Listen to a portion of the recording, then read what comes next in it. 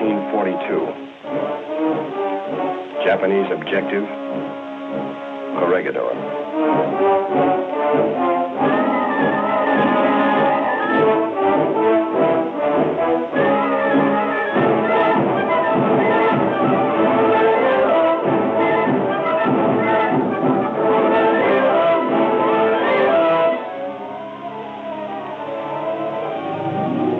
A president's order to leave. A soldier's promise to return. A soldier's hope. An appointment in Tokyo.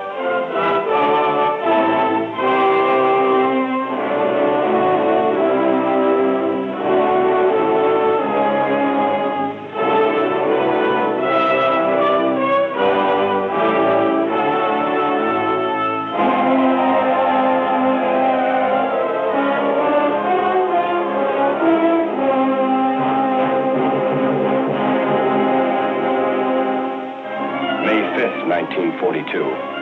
The enemy lands on Corregidor. General Jonathan Wainwright, defender of the Rock.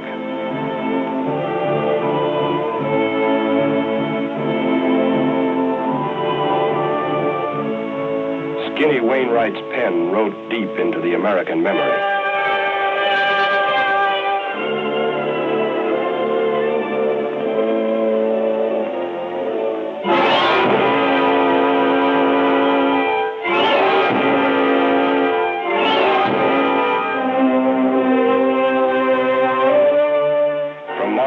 On Bataan, the Death March.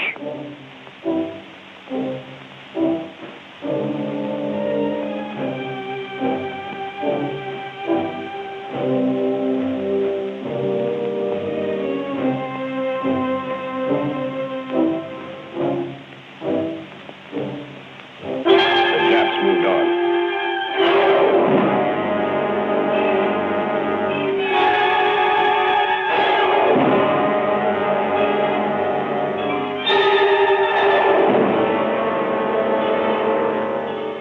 Until Australia itself lay open to invasion.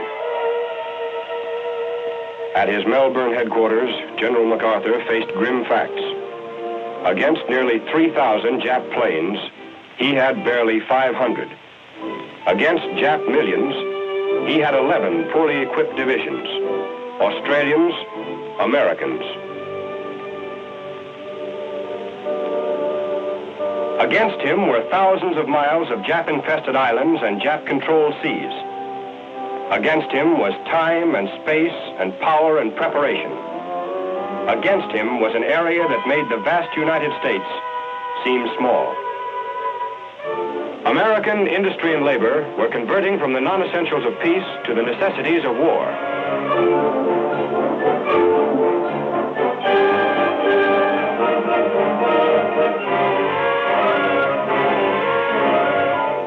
Conversion was slow, and the European theater had first call. There was little to spare for the Pacific, little to travel 10,000 miles from factory to foxhole. The longest supply line in the world, a supply line won and secured by naval victory in the Coral Sea, land victories at Guadalcanal in the Solomons.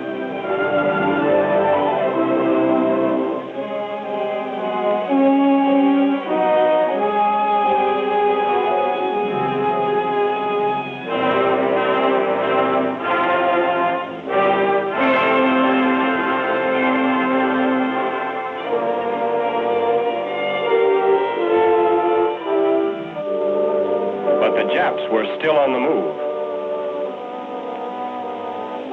March 2nd, 1943. A strong enemy convoy was crawling through the Bismarck Sea. General Kenny's 5th Air Force struck with every plane he could get off the ground.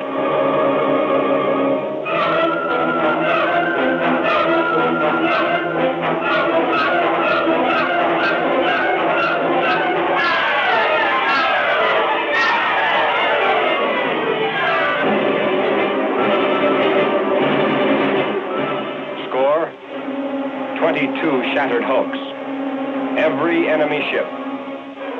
A decisive aerial victory had been gained in a critical hour. The Jap had been stopped. This was the turning point.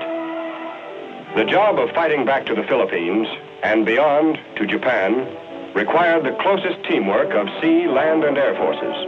This brought together Douglas MacArthur and Chester Nimitz. Washington had a plan, 2 roads back to the Philippines. One from Hawaii along the string of coral fortresses, the Gilberts, Marshalls, Marianas, to Palau. This was the job for naval and army forces under Admiral Nimitz. Another from Australia would cut through the jungle of New Guinea, up the stairway of islands to Morotai. This was the job for the Army and Navy forces under the soldier who had made a promise to return.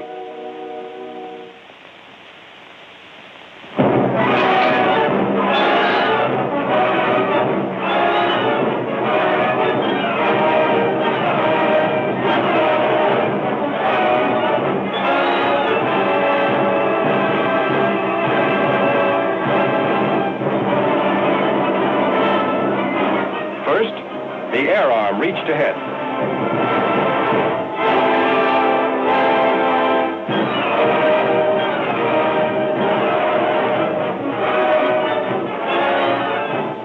Second, amphibious assault. Hit 'em where they ain't.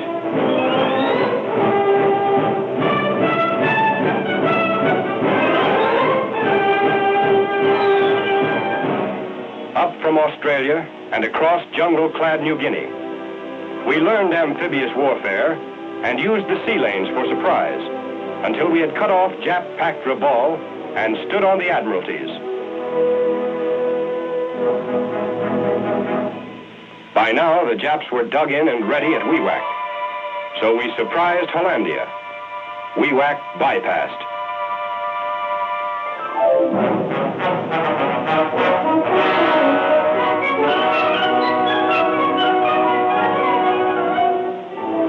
Strategy, surprise, up the stairway of islands.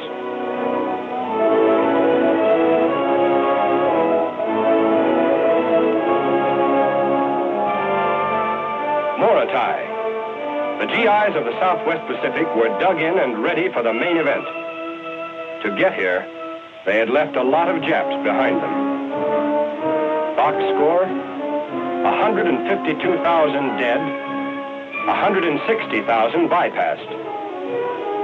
This total of 312,000 Japs had cost us 13,000 dog tags nailed to white crosses.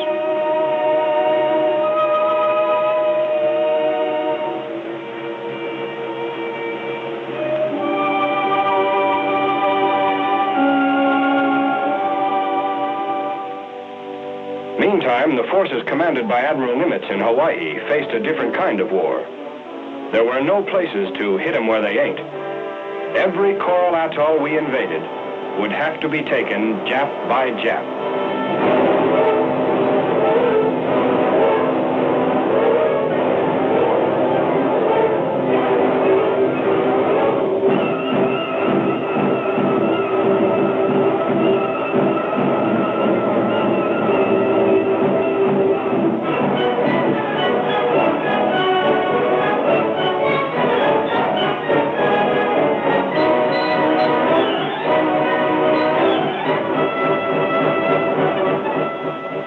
Through the Central Pacific.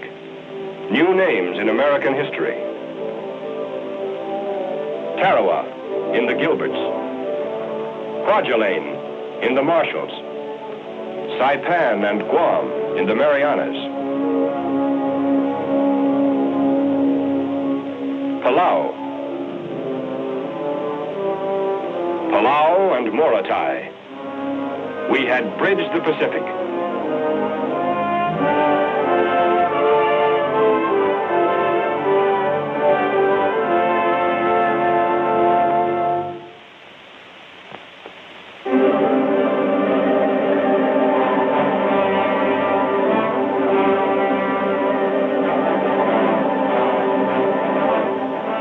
In early October '44, a combat-loaded convoy from Pearl Harbor was on its way to strike the enemy stronghold at Yap.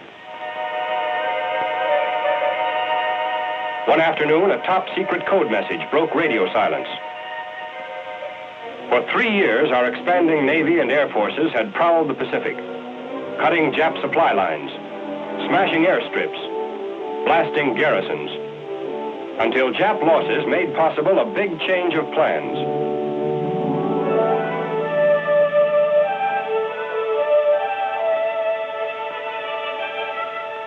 From Admiral Nimitz, instructions to change course.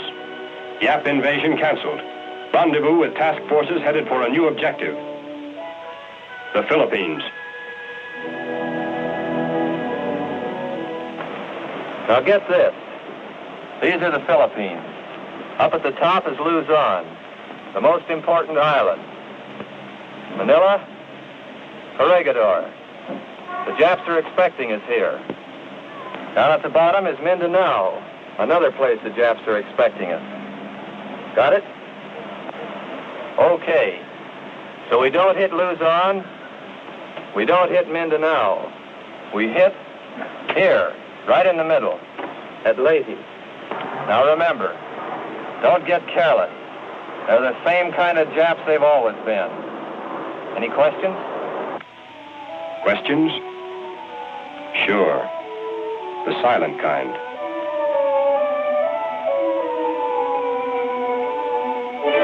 Yes, there are always questions.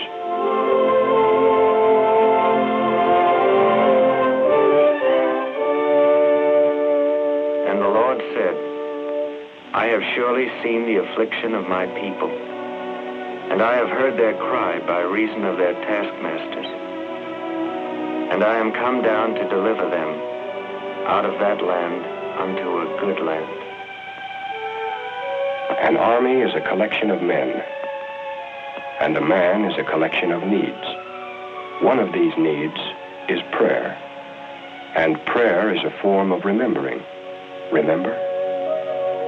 Yeah. Back in those canvas hotels in the staging area, where two can live as cheap as 2,000. Yeah, I remember. I remember Joe getting all polished up to go nowhere. What a character. Funny how the unimportant things were important. Like the first beer you had in 9 months. Like Tex and his accordion.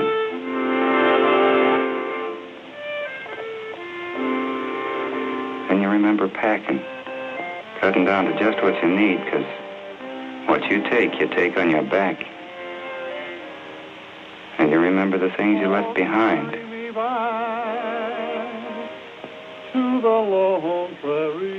All the things you wanted to say and couldn't. And all the things you wanted to take and couldn't. Neath the western sky, on the lone prairie.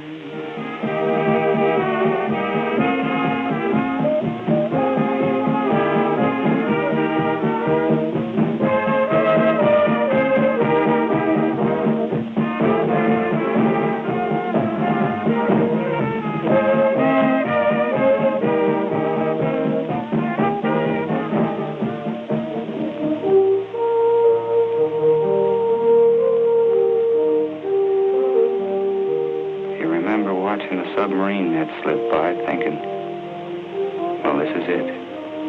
I'm on my way.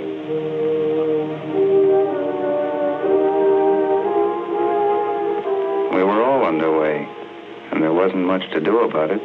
Just sit around and wait for the Navy to take us to the Japs.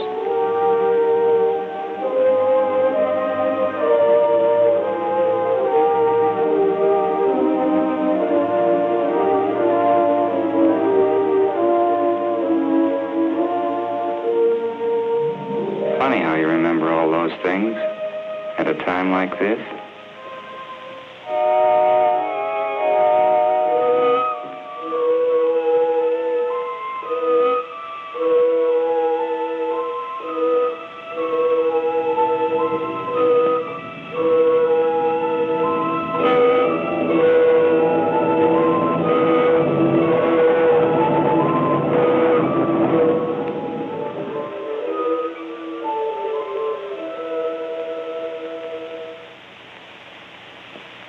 October 20th, 1944. The men of MacArthur have returned.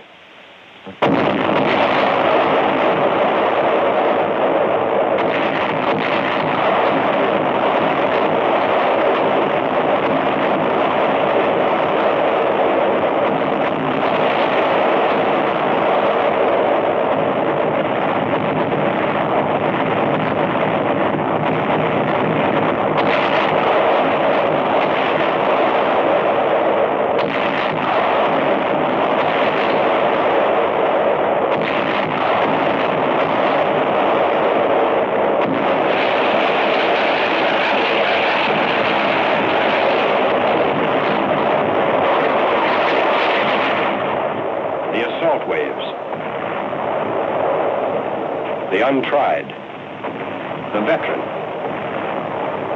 the eager, the superstitious.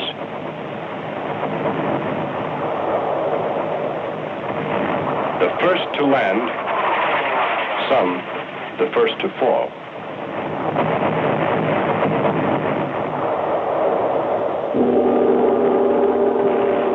Captured Jap film. The enemy waits. General Yamashita commanding.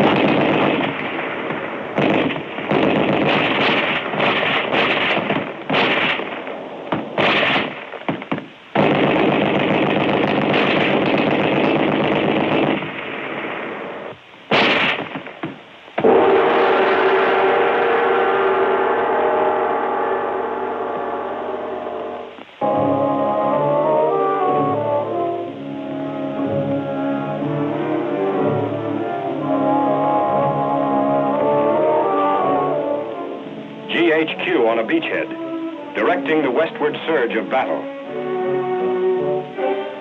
General Yamashita was determined to hold Leyte at any cost. To do this, he siphoned troops from garrisons of all neighboring islands.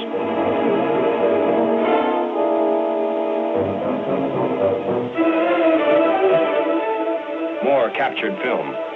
Bandy-legged nip infantrymen like these poured into Leyte. We answered the challenge with a meat grinder offensive against reinforced Jap positions.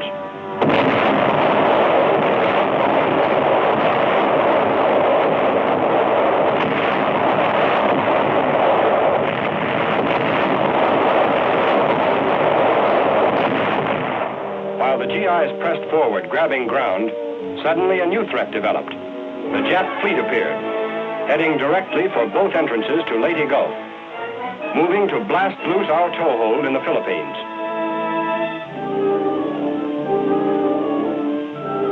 There wasn't much ground troops could do about this threat from the rear. This was a job for the Navy.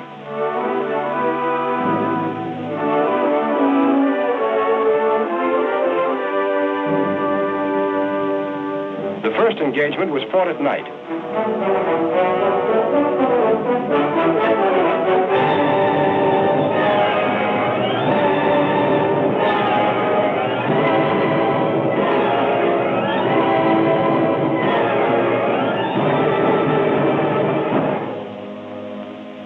On shore, everybody sweated it out, from GI to general.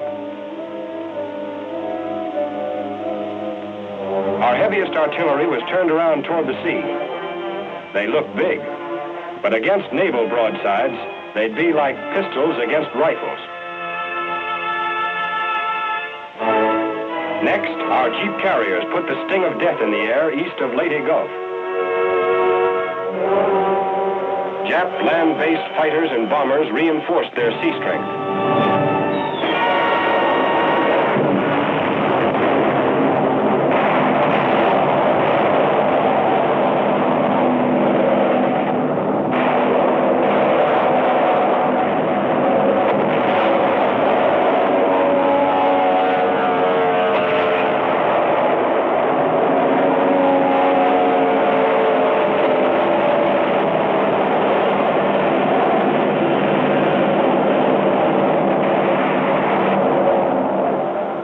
Some of our flat tops swallowed by flames, their planes still aloft, running out of gas. Leyte's captured strips were still unfinished, wet, but not as wet as the ocean.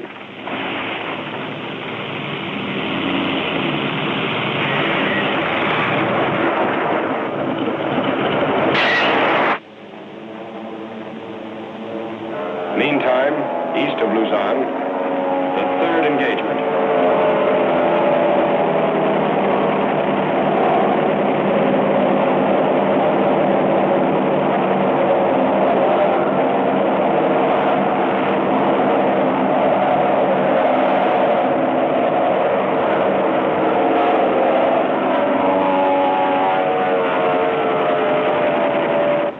Floating wreckage and floating Japs.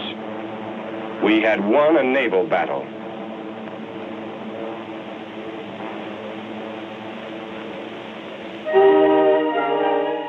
Battle won, beachhead secure.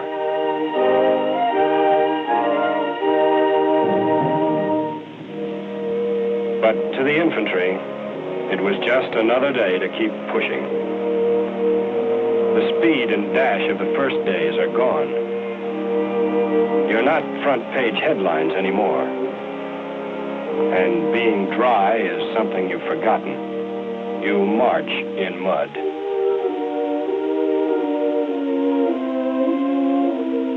You eat in mud.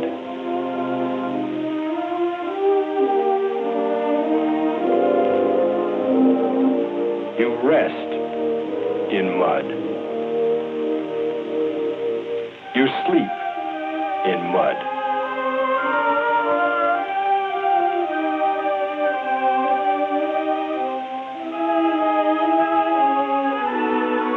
And as long as men remember war, they'll remember mud.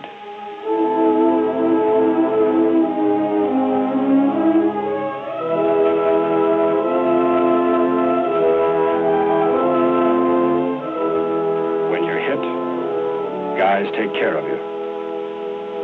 You're kept alive, if it's possible. This is the battle behind battle. Courage and medicine are the weapons. Sometimes they're not enough.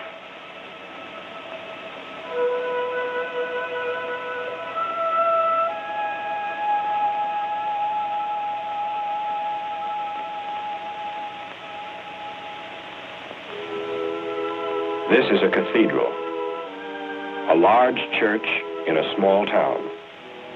But this is only one church of one town, of one island. And there are thousands of islands where people like these are waiting. And on these other islands, life under the Japanese is hard.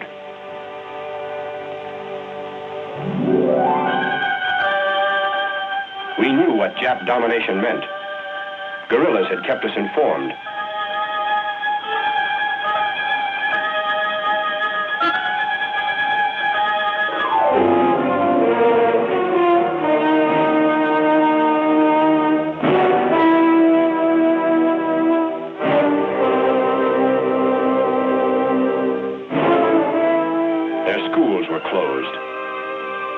And their altars destroyed, their freedom gone, their harvest stolen.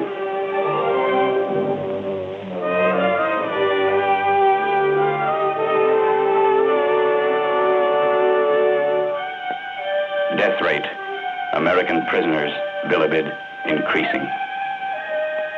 American prisoners. Outside, graves for the dead. Inside, graves for the living. All of these people, Filipino and American, were waiting. General George Kenney's Far East Air Force was delivering bombs to Jap targets on Luzon. Anything worth hitting was hit.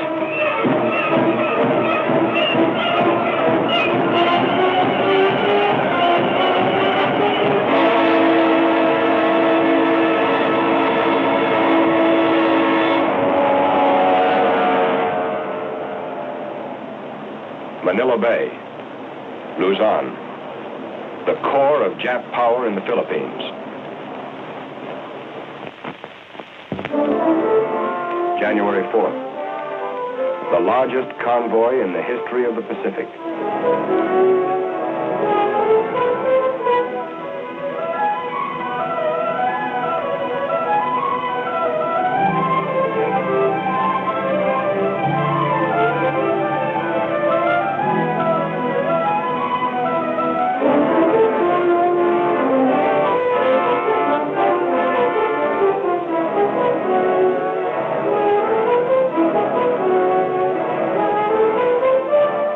January 9th, 1945. This is Lingayen Gulf, Luzon. 4 divisions landing abreast. We had expected a very different kind of greeting than these cheering Filipinos who told us the Japs had pulled back 2 days before.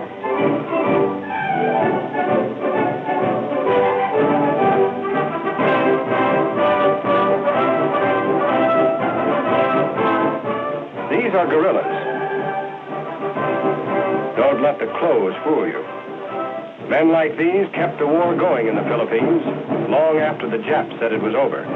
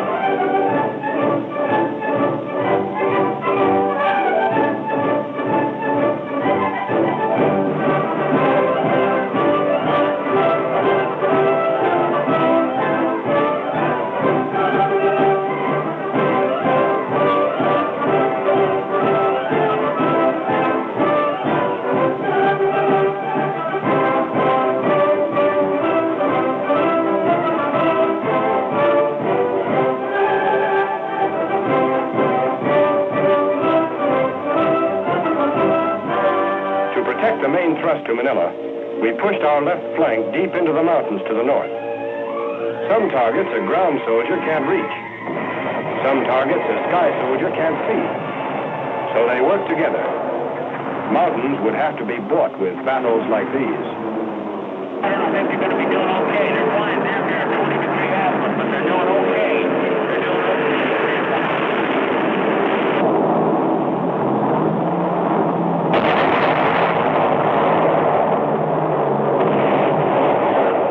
They're flying too much from northwest, too much from northwest to southeast. That is good. That is right on the ball.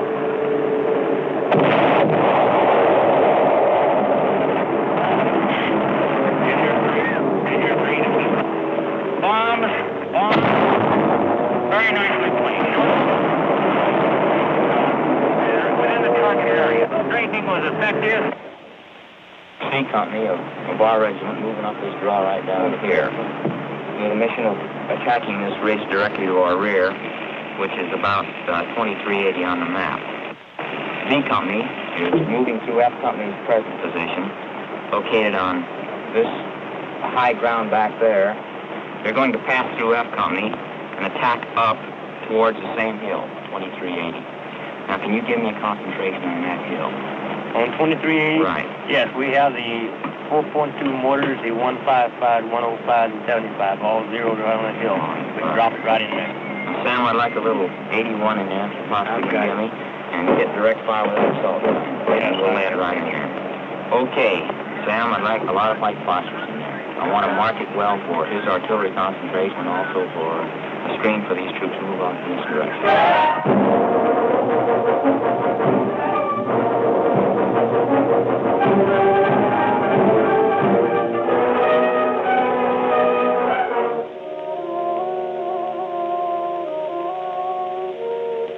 Yea, though I walk through the valley of the shadow of death, I will fear no evil.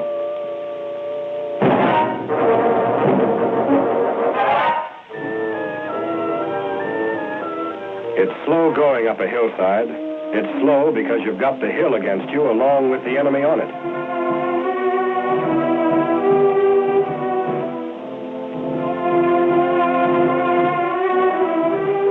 It's slow going up, sometimes slower coming down.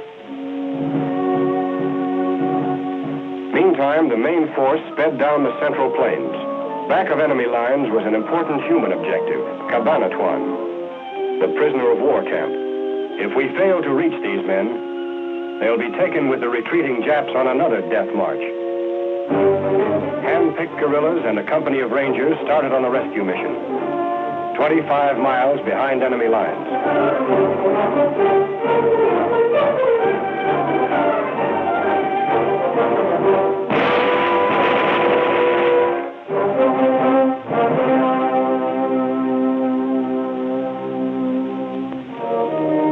The living ghosts of Bataan. 1,000 days and nights ago, the death march began.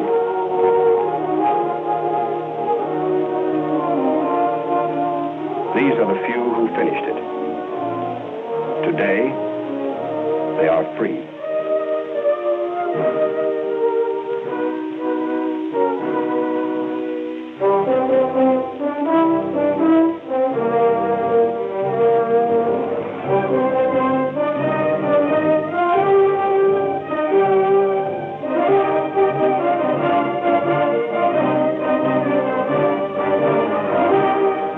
Cabanatuan was a grim reminder that Filipinos and Americans were waiting in Manila.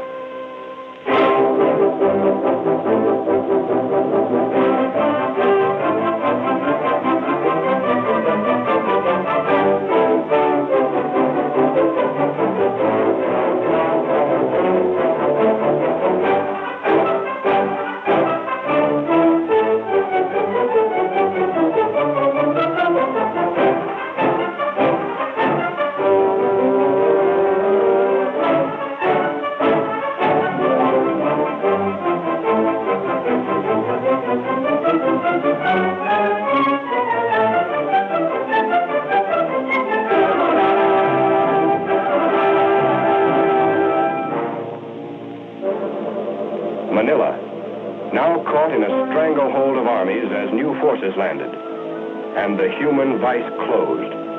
GIs were in the outskirts. Crawling under a ballpark fence is an old American custom.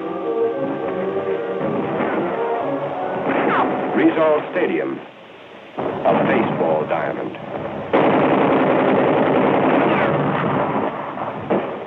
No game today.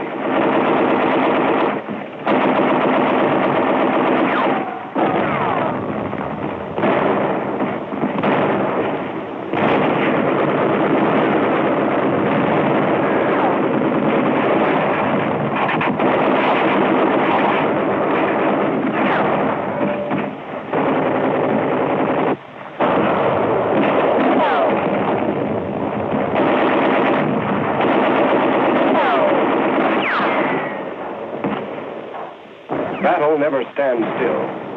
From baseball park to business district. This is a new type of jungle for island-hopping GIs.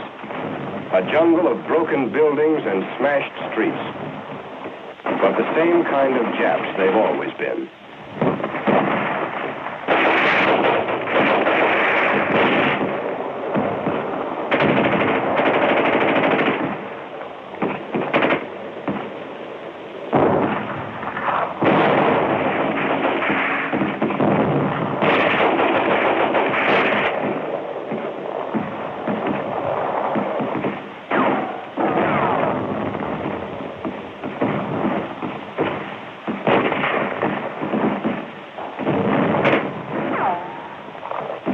Yamashita had orders from Tokyo. Hold Manila or burn it.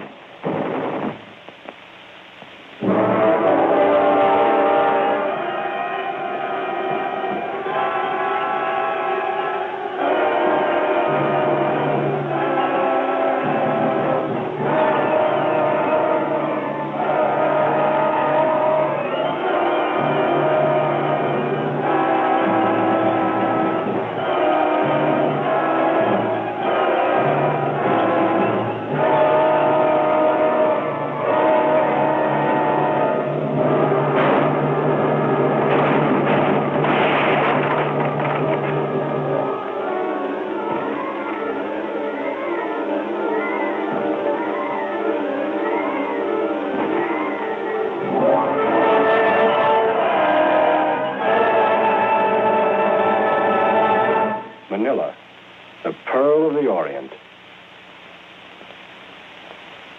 This innocent-looking piece of paper translates as follows. Japanese field order of 13 February. All Filipinos found on the battlefield will be executed.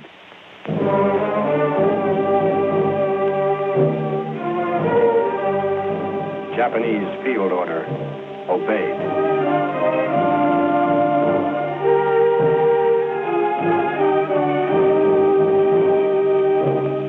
Between us and the walled city was the Pasig River. And Japs.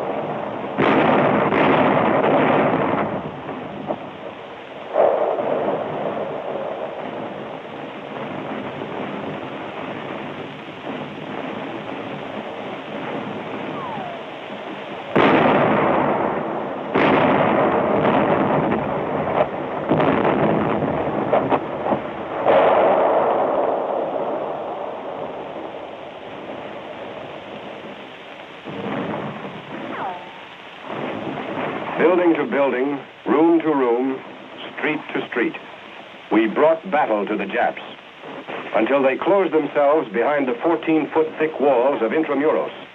a fortress within a city.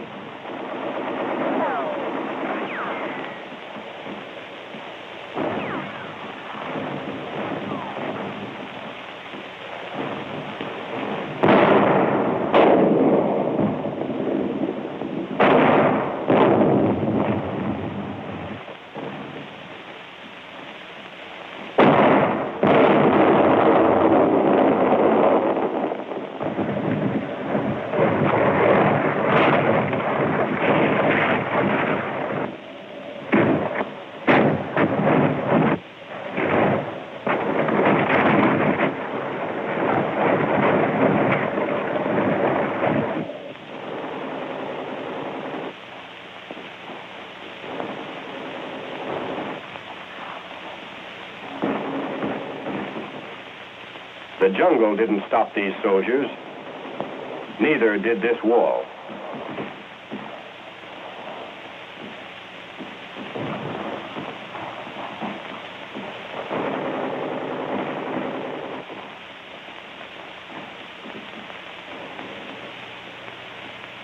Back of the broken wall, broken Japs.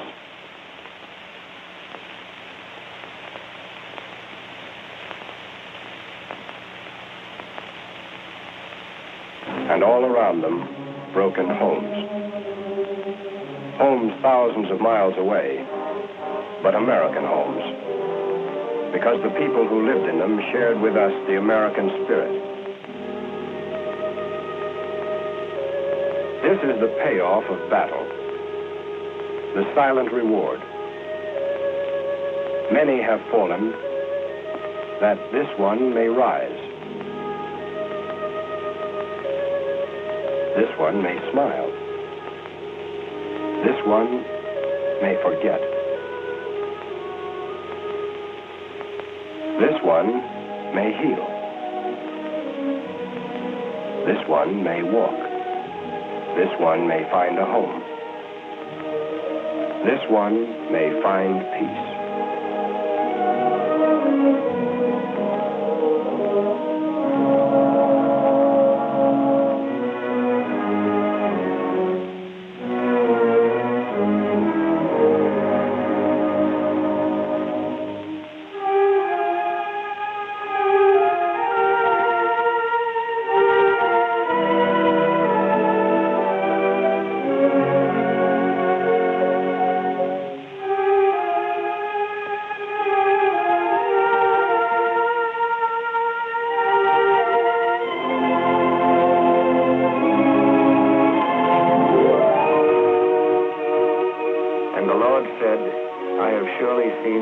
Of my people, and I have heard their cry by reason of their taskmasters, and I am come down to deliver them out of that land unto a good land.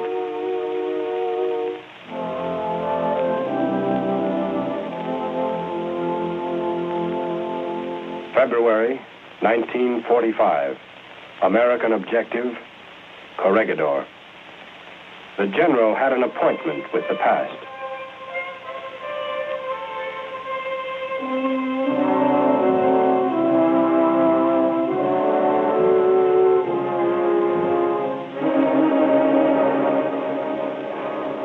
Corregidor, the name of a rock.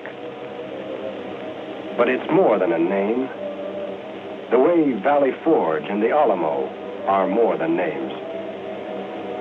These men will be jumping into the middle of American history. Those that live will be saying in the years to come, I was there. I jumped on Corregidor.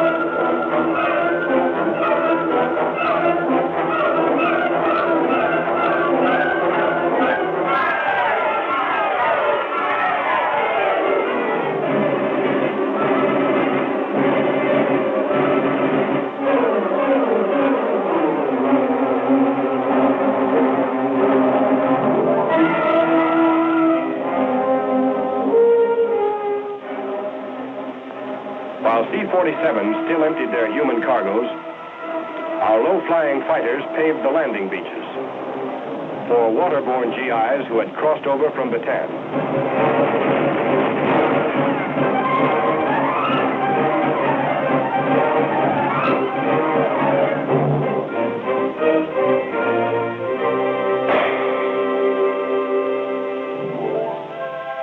12 days after we had landed on the rock, Corregidor is again an American fortress.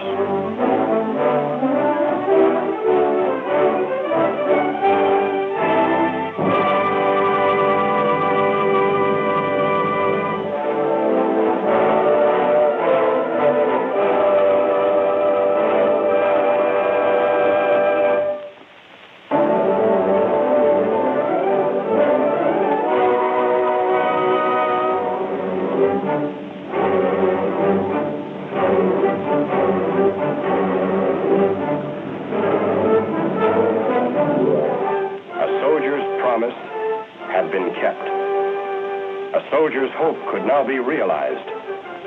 On to Tokyo. While vast armies were being marshaled in the Philippines, the Marines won Iwo Jima.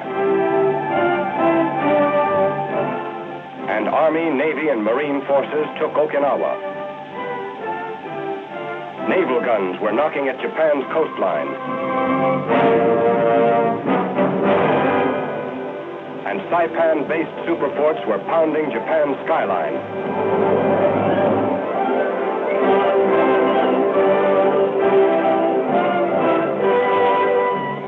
Atomic bombs on Hiroshima and Nagasaki.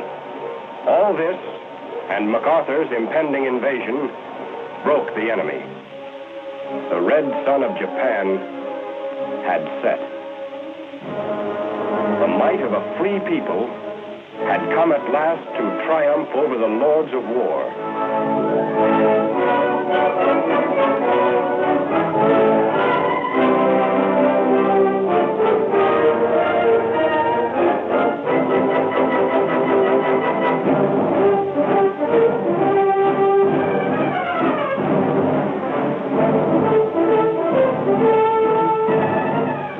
The last beachhead, Japan.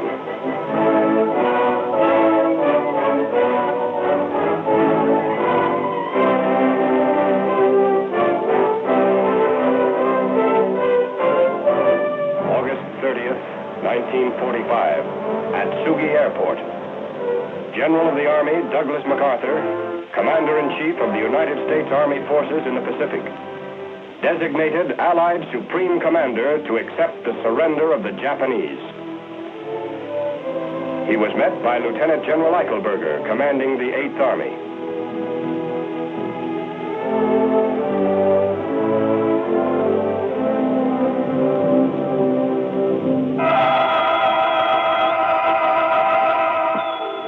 September 1st, 1945, on the battleship Missouri.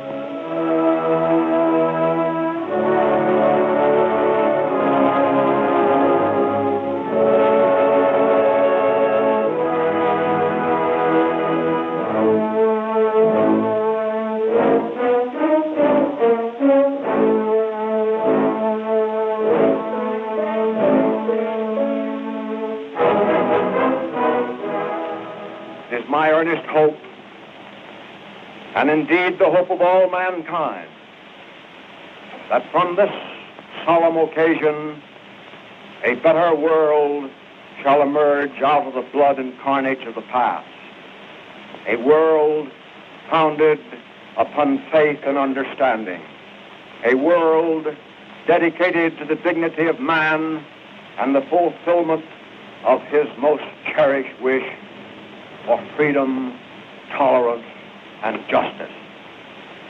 I now invite the representatives of the Emperor of Japan and the Japanese government and the Japanese Imperial General Headquarters to sign the instrument of surrender at the places indicated.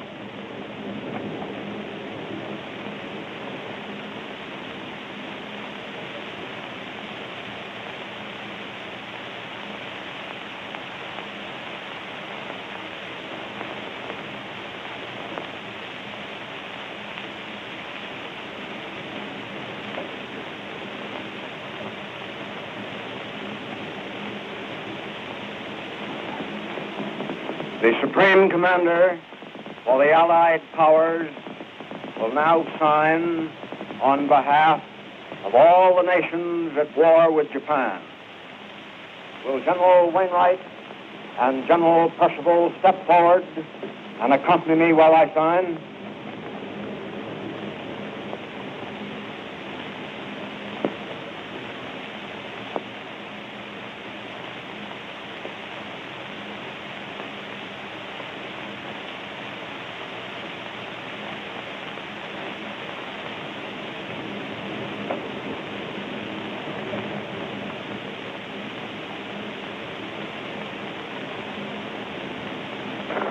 The representatives of the United States of America will now sign.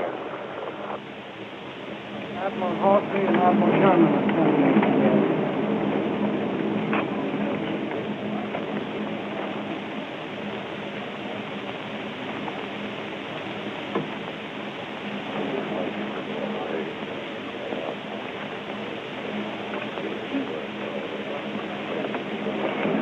Let us pray that peace be now restored to the world and that God will preserve it always. These proceedings are closed.